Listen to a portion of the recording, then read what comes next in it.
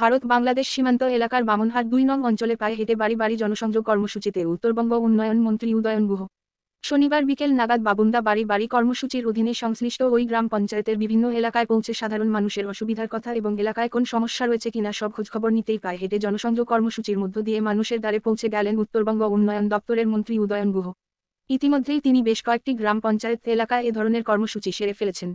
গত নভেম্বর মাস থেকে শুরু হওয়ার ৩ মাস ব্যাপী এই কর্মসূচি ইতিমধ্যেই ব্যাপক সাড়া ফেলে দিয়েছে। সে জায়গায় দাঁড়িয়ে যাতে আগামীতে আরও মানুষের কাছে পৌঁছে যাওয়া যায় সেই বিষয়টি নজর রাখা হয়েছে বলে জানা গেছে।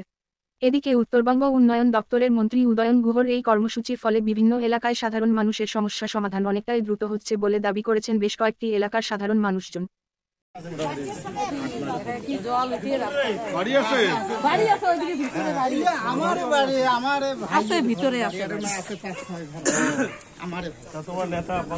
নেতা আমার খালি ওই নামে নেতা করছেন, কাজ তো দেন নাই, কাজে নেই।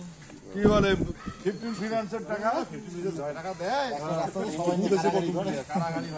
ওই স্যার ওই পর্যন্ত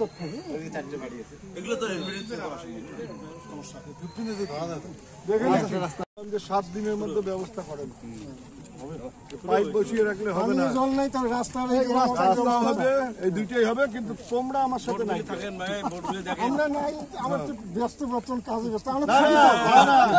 ভোটের সময় তোমরা থাকেন না তো। আরে বাবা, আমি একজন দুইজন বলি না,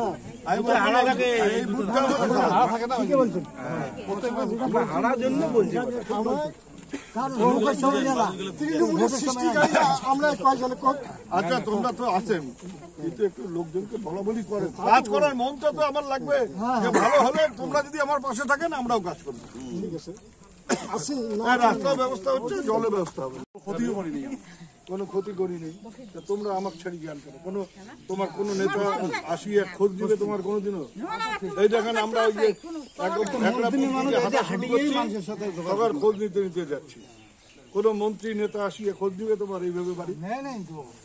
এই যে রাস্তাটা, এই যে মনে করো রাস্তা হবে, সাথে থাকা খাবে,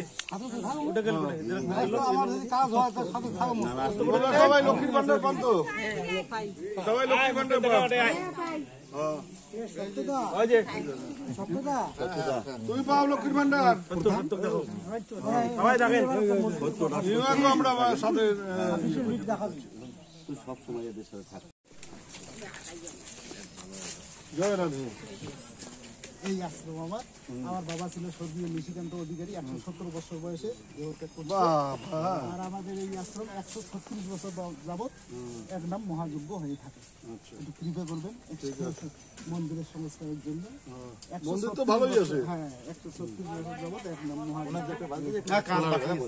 এরাই এখানকার সবকিছু